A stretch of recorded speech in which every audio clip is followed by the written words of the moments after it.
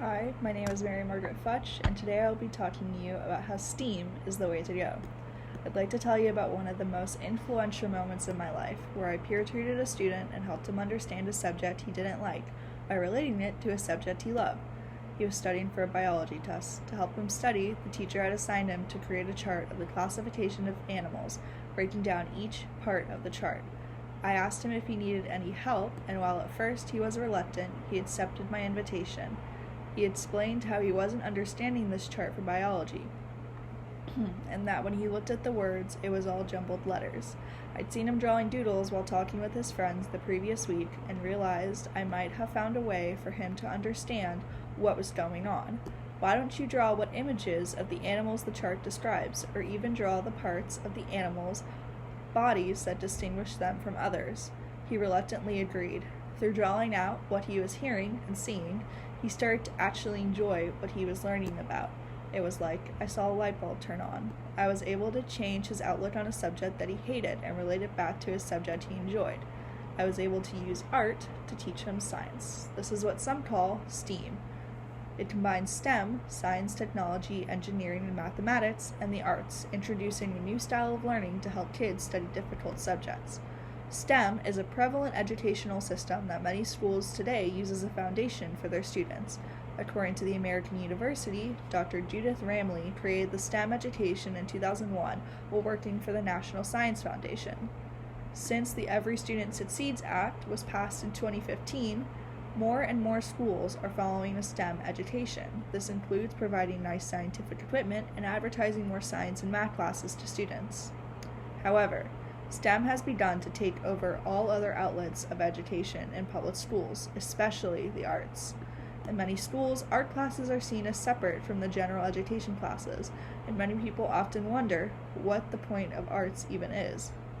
Another harm, according to Jose Luis Aristegue, is that STEM education is on a downward spiral due to the amount of test-taking that STEM students must do, as well as a lack of motivation in STEM disciplines. This can be seen in Taylor Elementary School in Arlington, Virginia, according to the Journal. Jeremy Ferrari, who teaches 4th grade at Taylor Elementary School, noticed that his student was not very strong academically in the STEM disciplines. This, in turn, ended up hurting the school's average test scores and the students. In regards to the barriers of STEM to STEAM education, there is mostly a barrier at the administration level. However, by following the plan, schools will be able to blow down these barriers. The first step is to implement a STEAM education and grow it at the lowest level, and then work your way up. Just like Taylor Elementary School, the teachers in both the general subject area and the arts need to work together to plan a lesson that pulls together both of their respective subjects.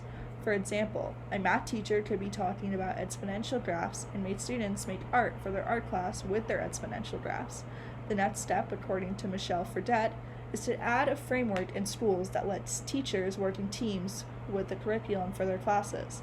This means the administrators would need to work with their teachers to plan a coherent curriculum that encourages a STEAM education. By encouraging teachers to work with each other in their subject areas, schools will be able to see an improvement in their test scores as well as their students. In conclusion, to many and to me, art is a universal language and a way of life. It has been used for centuries. While farming was invented only 12,000 years ago, hunter-gatherers were drawing on cave walls and practicing sacred traditions over 40,000 years ago. They were creating art before they were even learning how to grow their own food. Today, there wouldn't be any movies, songs, any creativity without the arts. The arts are what makes up daily life and what makes a person once they leave the public school system. I was able to see how STEAM, rather than STEM, was able to help a child understand and analyze something that was out of his reach. Since then, he has thrived as a student and was even able to inspire a project between his math and art teachers, closing that gap between the general education teachers and the elective teachers. By changing STEM to STEAM, schools will be able to create well-rounded students and people, because public schools are not raising children, they are raising future adults.